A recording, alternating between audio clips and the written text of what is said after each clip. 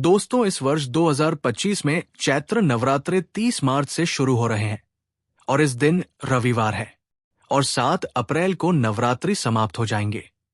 दोस्तों, ऐसे में नवरात्रि शुरू होने से पहले आज के वीडियो में हम आपको बताने वाले हैं सदाबहार फूल के कुछ ऐसे उपाय, जिन उपायों को यदि आप नवरात्र पर कर लेते हैं तो फिर कभी आपके जीवन में बहुत सारी समस्याएं स्वयं ही हल हो जाएंगे।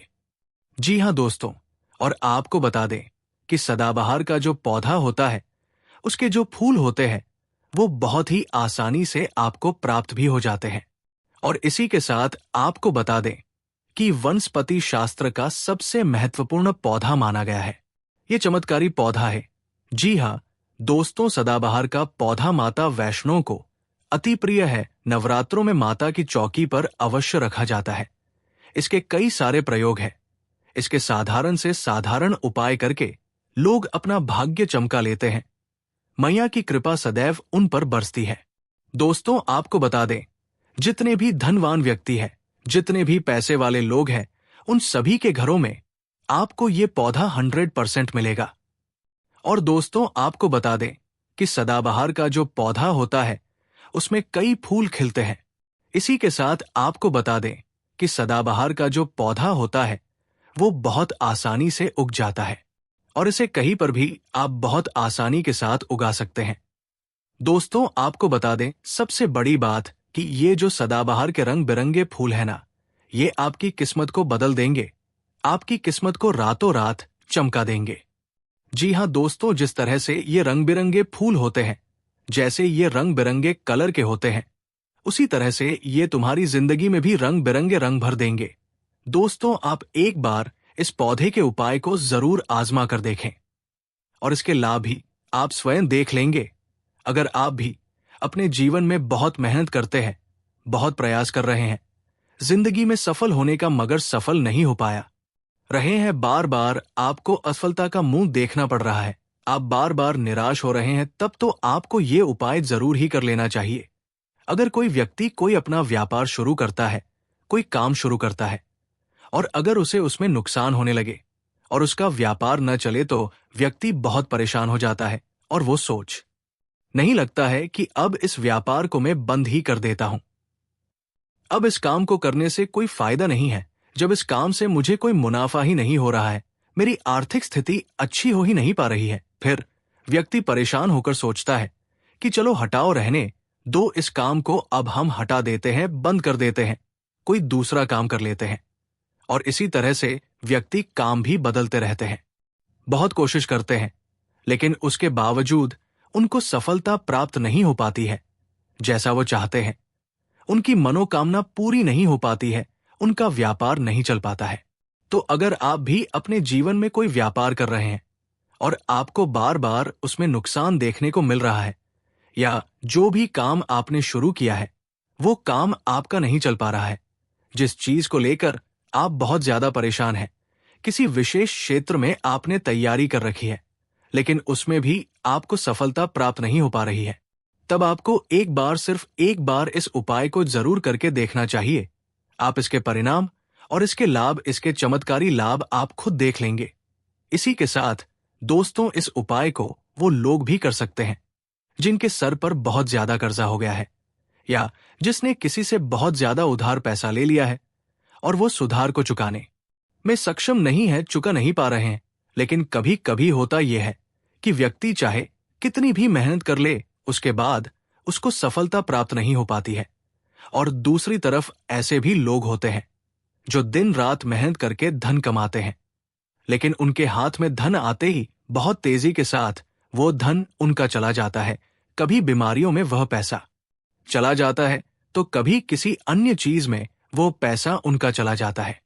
कुल मिलाकर आप कह सकते हैं कि उनका जो धन है वो अच्छे कार्य में कम जाता है, लेकिन बीमारियों में और बुरे कार्यों में ज्यादा उनका वो धन बर्बाद हो जाता है, जिसको लेकर वो बहुत परेशान रहते हैं। और महीना खत्म होने से पहले ही उन्हें किसी न किसी से उधार लेना पड़ जाता है। और देखिए, उधार व्यक्ति कभी भी अपनी मर्जी से तो लेता नहीं है।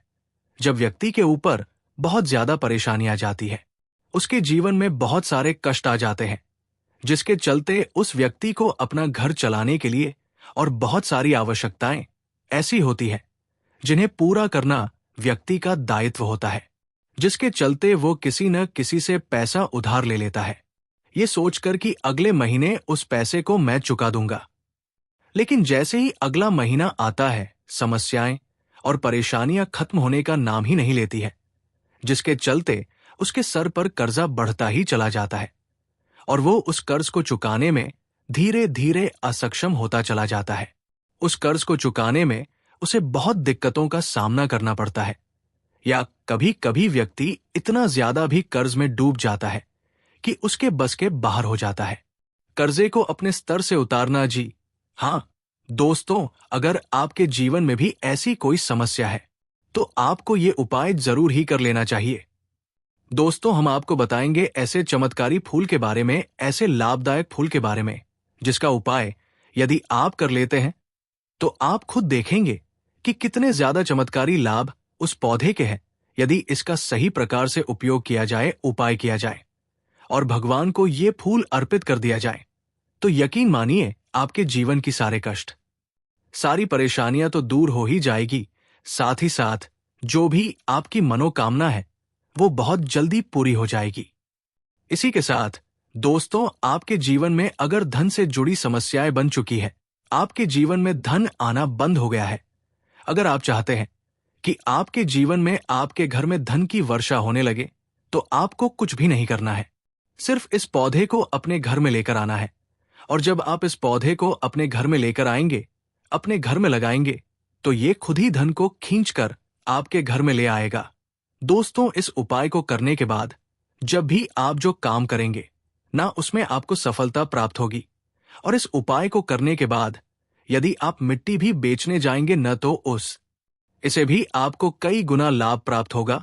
तो आज की वीडियो में हम आपको 3 से 4 उपाय ऐसे बताएंगे जो सदाबहार फूल के ही उपाय है, और जिन उपायों को यदि आप कर लेते हैं तो आपको कई गुना लाभ इन उपायों का मिल जाएगा। तो आपको सिर्फ इतना करना है कि आपको जो भी उपाय हम आपको बताएंगे उन्हें बहुत ध्यानपूर्वक सुनना है और उपायों को अच्छे से समझ के करना है, जिससे कि आपसे कोई भूल चूक ना हो। बिल्कुल अच्छे से आप वीडियो को पूरा देखें और उपायों को तभी करें जब आप वीडियो को पूरा देख लें और उपायों को अच्छे से समझ लें, तभी आपको ये उपाय लाभ देंगे। दोस्तों, इसी के साथ कमेंट सेक्शन में सबसे पहले माता शेरों वाली के लिए जयकारा लगा दें। आप चाहे तो अपने इष्ट देव का जयकारा लगा दीजिए, किसी का भी आप जयकारा लगाएं, लेकिन जयकारा जरूर लगाएं। और अगर आप हमारे चैनल पर पहली बार आए हैं तो चैनल को जरूर सब्सक्राइब कर ले और वीडियो को लाइक जरूर कर दें। तो चलिए जल्दी से हम आपको बता देते हैं कौन कौन से हैं वो उपाय। देखिए, ये तो आप सभी जानते हैं कि संसार में बहुत तरह के वृक्ष पाए जाते हैं और सभी वृक्षों का अलग अलग महत्व होता है। उन्हीं में से कुछ पेड़ पौधे, कुछ वृक्ष ऐसे होते हैं जो देवी तुल्य होते हैं। मतलब कहने का है कि जिन्हें देवी का दर्जा प्रदान किया गया है, जिन्हें देवताओं का दर्जा प्रदान किया गया है। जैसा कि आप जानते हैं, तुलसी का पौधा हो गया, पीपल का वृक्ष हो गया, बट वृक्ष हो गया, ये सभी बहुत पूजनीय पौधे माने गए हैं। तो आपको बता दें कि कुछ वृक्ष ऐसे होते हैं जिनमें दैवी शक्ति होती है, जिनके अंदर बहुत अलौकिक चमत्कार होते हैं। अगर बात कर ले पीपल के पेड़ की, तो उसमें साक्षात श्री हरि विष्णु का वास माना गया है और समस्त देवी देवताओं का वास भी पीपल के पेड़ के अंदर माना जाता है। और अगर हम बात करें शमी के पेड़ की, तो शमी का जो पेट होता है उसे शनिदेव की तरह ही देखा जाता है। कहा जाता है कि शनिदेव का उसमें वास होता है। और अगर बात करें आखड़े के पेड़ की, तो यानी कि हम जब आकड़े का पेड़ देखते हैं, उसे निहारते तो ऐसा लगता है कि गजानन को हम निहार रहे हैं। बेल का पेड़ हो गया जो कि बहुत ही पूजनीय है कि आप भी जानते हैं। तो आपको बता दें कि हर पेड़ की अपनी अपनी दिव्य शक्तियां होती है, अपने अपने लाभ और अपने अपने चमत्कार होते हैं। अब मान लीजिए किसी भी पेड़ की जिनमें दैवीय शक्ति होती है, उनमें से किसी भी पेड़ की यदि हम सही प्रकार से पूजा कर लेते हैं, अच्छे से उपायों को कर लेते हैं, तो यकीन मानिए आप अपने जीवन की समस्त समस्याओं से छुटकारा पा सकते हैं और आप अपने जीवन में जो चाहे वह पा सकते हैं। बड़ी से बड़ी मनोकामना भी आप अपनी पूरी कर सकते हैं। और अगर हम बात करें सदाबहार के फूल की, तो सदाबहार एक ऐसा फूल है जो सदा खेलता रहता है, हमेशा ये खिला रहता है। इसी कारण इसे सदाबहार का फूल भी कहा जाता है। और इसीलिए दोस्तों, ये जो सदाबहार का फूल है, ये सदा के लिए आपके भाग्य को चमका सकता है, आपकी किस्मत को बदल सकता है। तो इस फूल के बहुत सारे लाभ, बहुत सारे चमत्कार हैं। हम आपको बहुत ही सरल शब्दों में बताने और समझाने का पूरा प्रयास करेंगे, जिससे कि आपको किसी समस्या का सामना ना हो, आप उपायों को बहुत अच्छे से समझ के अच्छे से कर सकें। आप चाहें तो इनको लिख भी सकते हैं, और आप चाहें तो हमारी वीडियो को दोबारा भी देख सकते हैं, आपको उपाय अच्छे से समझ आ जाएंगे। तो देखिए, अगर बात करें सदाबहार के फूल की, उस पौधे की, तो सदाबहार के दो रंग के फूल होते हैं। एक फूल होता है सफेद रंग का, और वही दूसरा जो फूल होता है वो होता है गुलाबी रंग का। आपने देखा भी होगा, हल्का गुलाबी रंग का फूल होता है। तो आपकी जानकारी के लिए बता दें कि सफेद रंग का जो सदाबहार का फूल होता है, वो माता लक्ष्मी को प्रसन्न करने के लिए बहुत ही कारगर फूल है। बहुत ही ज्यादा माता लक्ष्मी को वो पसंद है। और गुलाबी रंग का जो सदाबहार का फूल होता है, वो भी माता लक्ष्मी को अति प्रिय होता है, क्योंकि गुलाबी रंग तो माता रानी का सबसे ज्यादा प्रिय रंग है। तो जब आप सदाबहार के इन फूलों का कोई उपाय करते हैं, तो इसका मतलब है कि धन खींचने की चाबी आपने अपने पास रख ली है। हम खींचने का पौधा अब आपने अपने घर पर लगा लिया है। इसी के साथ दोस्तों, आपको बता दें कि शिव जी को सफेद रंग का जो सदाबहार का पुष्प होता है, जो फूल होता है, शिव जी को सफेद रंग का सदाबहार का पुष्प बहुत ज्यादा प्रिय होता है। यदि आप इस सफेद रंग के पुष्प को शिव जी को अर्पित करते हैं, तो आपके जीवन की बहुत सारी समस्याओं से आपको छुटकारा मिल जाएगा, और आपके जीवन में जो भी राहु केतु का दोष है, वो भी पूरी तरह से समाप्त हो जाएगा। तो जब भी आप इस सफेद रंग के पुष्प को शिवजी को अर्पित करें, ले या माता रानी को अर्पित करें, तो आप अपनी मनोकामना बोल दें, आपकी कैसी भी मनोकामना जरूर पूरी हो जाएगी। और यदि आप इस सफेद रंग के पुष्प को शिवजी को अर्पित करते हैं, तो शनिदेव भी आपसे बहुत प्रसन्न होते हैं। अगर आपके पास सदाबहार के पुष्प है, आपके घर में कोई पौधा लगा है, तो बहुत अच्छा है। अगर आपके घर में सदाबहार का फूल नहीं है, पौधा नहीं है, तो आपको अपने आसपास ये बहुत ही आसानी से प्राप्त हो जाएंगे। वहां से भी आप इन फूलों को ले सकते हैं। तो चलिए, सबसे पहला उपाय हम आपको बता देते हैं कि आपको सफेद रंग के सदाबहार के पुष्प लेने हैं, और किस दिन इस उपाय को करना है। आपको ये उपाय करना है शुक्रवार के दिन। तो दोस्तों, आपको सफेद रंग के पुष्प तोड़कर लाना है, और उनसे ही आपको उपाय करना है। तो उपाय आप कैसे करेंगे, इस चीज को भी आप अच्छे से समझ लीजिए। तो देखिए, आपको सूर्यास्त होने से पहले पहले फूलों को तोड़कर लाना है। तो आपको कितने फूल तोड़कर लाने हैं? या तो आपको 27 फूल तोड़कर लाने हैं, और या फिर आपको 21 फूल तोड़कर लानी है। अगर आप 27 फूल तोड़ते हैं, तो उसका उपाय अलग है, और यदि आप 21 फूल तोड़कर लेकर आते हैं, तो उसका उपाय अलग है। लेकिन हम आपको बताएंगे, तो इसलिए वीडियो में अच्छे से बने रहे और उपायों को अच्छे से समझें। तो अगर आप 27 फूल तोड़कर लाए हैं, सफेद रंग के, ठीक है ना, सदाबहार के 27 फूल सफेद रंग के। यदि आप तोड़कर लेकर आए हैं, जब आप 27 फूल सफेद रंग के सदाबहार के तोड़कर ले आएंगे, उसके बाद आपको अपने घर के मंदिर के पास आना है, और आपको लेना है एक दिया, और लंबी बात का आपको एक दीपक जलाना है। दीपक आप भी का जला सकते हैं। उसके बाद आपको एक लाल रंग का छोटा सा कपड़ा लेना है, और लाल कपड़ा वहां मंदिर में आपको बिछा देना है। अब आपको मौली के धागे से लपेटकर इन फूलों की माला बना लेनी है। तो आपने जो 27 फूलों की माला बनाई है, उस माला को आपको माता लक्ष्मी को अर्पित करना है, उनको पहनाना है। लेकिन जब आप ये माला पहनाएंगे, उससे पहले आपको 27 बार लक्ष्मी मैया के किसी भी मंत्र का जाप करना है।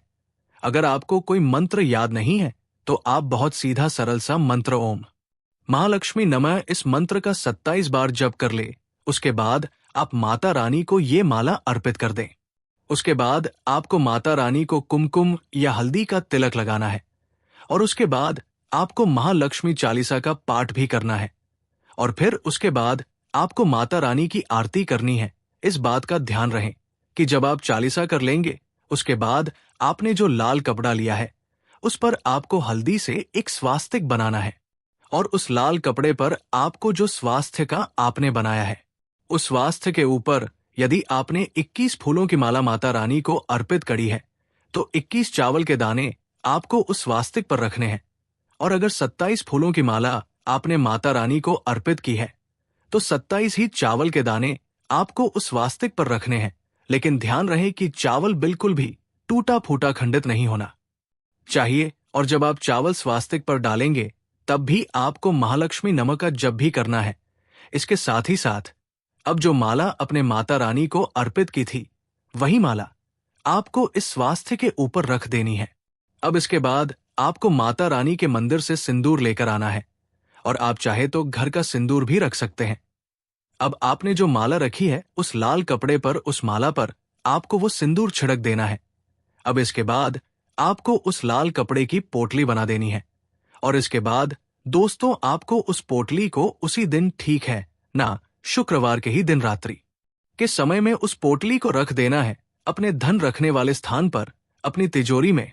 दोस्तों आपको बता दें, ये उपाय आपको रात्रि के समय करीब 8 बजे के आसपास आपको करना है। वैसे तो आप सूर्यास्त के बाद कभी भी इस उपाय को कर सकते, मगर आप 8 से 9 के बीच करते हैं तो बहुत ही उत्तम रहेगा। अगर आप 21 माला का उपाय ये कर रहे हैं, तो आपको ये उपाय लगातार 5 शुक्रवार को करना है। मतलब एक शुक्रवार कर लिया, फिर उसके बाद दूसरे शुक्रवार कर लिया, तीसरे कर लिया, चौथे कर लिया, 5वें लगातार जो शुक्रवार पढ़ेंगे, 5 शुक्रवार तक आपको लगातार इस उपाय को करना है। और यदि आप 27 फूलों वाला उपाय कर रहे हैं, तो आपको लगातार 4 शुक्रवार करना है। तो देखिए, उपाय चाहे आप 4 शुक्रवार कर रहे हैं या 5 शुक्रवार कर रहे हैं, आप इस बात का ध्यान रखें कि आपको अलग अलग पोटली नहीं बनानी है। आपने जो सबसे पहली पोटली बनाई है, उसी पोटली को आपको लेना है माला, तो आपको हर बार नई लेनी है। चावल भी आपको हर बार नए लेने हैं, लेकिन उसी पोटली के अंदर आपको उन सारी चीजों को रखते चले जाना है। अब देखिए, 5वां जो शुक्रवार होगा, चाहे 5 शुक्रवार आप ये उपाय कर रहे हैं या 4 शुक्रवार कर रहे हैं, तो जो 5वां शुक्रवार होगा, उस 5वें शुक्रवार को आपको इस पोटली को लेना है। और आपके घर में जहां पर भी मिट्टी हो, मान लीजिए आपके घर में कहीं पर भी मिट्टी है, तो वहां पर आपको इसको मिट्टी में दबा देना है। और अगर मान लो आपके घर में मिट्टी कहीं पर भी नहीं है, पूरी जगह पर आपका फर्ज है, तब आपके घर में गमला तो जरूर होगा, तो आप इसे गमले में दबा दीजिए। और आप इस चीज का पूरा ध्यान रखें कि आपको पोटली को पूरी तरीके से नहीं दबाना है। आपने पोटली के अंदर जो माला रखी थी, जो चावल रखे थे, उन चीजों को आपको मिट्टी के अंदर डालना है। कपड़े को आपको मिट्टी के अंदर डालना है। जो लाल कपड़ा लिया है उसको आपको नहीं डालना है। तो दोस्तों, ये उपाय बहुत आसान है, बहुत ज्यादा कठिन उपाय नहीं है। और यदि आप इस उपाय को कर लेते हैं, फिर आपके जीवन में धन से जुड़ी जो भी समस्या है वो तो समाप्त हो ही जाएगी। आपके जीवन में धन आने के बहुत सारे मार्ग भी खुल जाएंगे, बहुत सारे रास्ते आपके जीवन में खुल जाएंगे, जहां से आपको धन प्राप्त होता रहेगा। और जो धन आपको प्राप्त होगा, उसमें निरंतर आपको वृद्धि भी देखने को मिलेगी। और आपको बता दे, इस उपाय को करने से आपके घर में स्थिर लक्ष्मी का वास होगा। तो देखिए, यदि आप 5 शुक्र वाला उपाय कर रहे हैं, 5 शुक्रवार वाला, तब तो आपको छठे दिन ये प्रक्रिया करनी है, छठे शुक्रवार को। और यदि आप 4 शुक्रवार वाला उपाय कर रहे हैं, तो आपको 5 शुक्रवार वाले दिन इस प्रक्रिया को करना है। ठीक है ना? इस बात को आप पूरी तरह से समझ लीजिए। तो दोस्तों, ये तो था पहला उपाय जो हमने आपको बताया। बहुत सरल शब्दों में हमने बताने का पूरा प्रयास किया है। अगर आपको फिर भी समझ में नहीं आया है, तो आप कुछ भी हमसे कमेंट सेक्शन में पूछ सकते हैं। तो अगर आपने अभी तक हमारी वीडियो को लाइक नहीं किया है, तो गाइस प्लीज वीडियो को लाइक कर दीजिए और कमेंट सेक्शन में जयकारा जरूर लगा दीजिए। तो चलिए अब बात कर लेते हैं दूसरे उपाय कि अगर मान लीजिए आपकी कोई विशेष मनोकामना है और आपकी कोई मनोकामना आप चाहते हैं कि पूरी हो जाए, और बहुत लंबे समय से, बहुत ज्यादा वक्त से आपकी समस्या बनी हुई है। आपकी कोई मनोकामना है जो पूरी नहीं हो पा रही है, तो आपको ये सरल सा उपाय जरूर कर लेना चाहिए। चाहे आपकी कैसी भी मनोकामना हो, जैसे मान लीजिए आपके जीवन में संतान सुख आपको प्राप्त नहीं हो पाया है और आप चाहते हैं कि आपको संतान की प्राप्ति हो जाए, या फिर आप एक अच्छे जीवन साथी की कामना करते हैं, आपके विवाह से जुड़ी कोई समस्या है, धन से जुड़ी कोई समस्या है। कहने का मतलब है कि हर प्रकार की समस्या का उपाय है। ये एक छोटा सा उपाय, तो दोस्तों ये उपाय बहुत ही ज्यादा खास उपाय है। क्यों? क्योंकि ये आपकी हर प्रकार की समस्या को समाप्त करता है और आपकी जो भी मनोकामना है उसे पूरी करता है। इसलिए ये उपाय बहुत ही ज्यादा खास हो जाता है, इसका महत्व बहुत ज्यादा बढ़ जाता है। तो इस उपाय को करने के लिए आपको लेने हैं सदाबहार के 9 गुलाबी रंग के फूल, ठीक है ना? हम आपको फिर से बता देते हैं कि सदाबहार के गुलाबी वाले फूल आपको 9 लेने हैं और इसी के साथ आपको तांबे के पात्र में, तांबे के लोटे में जल लेना है और ये उपाय करना है आपको सोमवार के दिन। तो ये उपाय आपको सुबह के समय करना है। सुबह जल्दी उठ कर स्नान आदि करने के बाद आपको स्वच्छ वस्त्र धारण करने हैं और तांबे के लोटे में आप पूरा जल भर लीजिए और उस तांबे के लोटे में आप उन फूलों को डाल दीजिए जो 9 फूल आपने लिए हैं, गुलाबी रंग के सदाबहार वाले फूल। और उसके बाद आपको शिवजी के मंदिर में जाकर, शिवालय में जाकर ओम नमः शिवाय मंत्र का जाप करना है पूरे 108 बार। और आपको बता दे, आप श्री शिवाय नमः इस मंत्र का जाप भी कर सकते हैं। तो आपने जो जल लिया है और जो फूल उसके अंदर डाले हैं, वह दोनों आपको शिवलिंग पर अर्पित करने हैं, चढ़ा देने हैं। और ऐसा करते समय जब आपकी जो भी मनोकामना है उसको आप बोल दीजिए।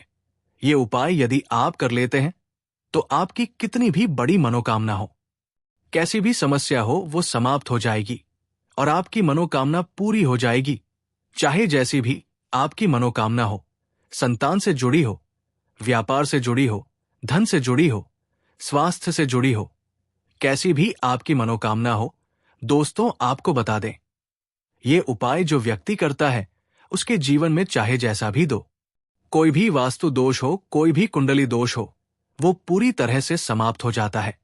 और दोस्तों आपको बता दें, ये उपाय करना है आपको 5 सोमवार लगातार, ठीक है ना?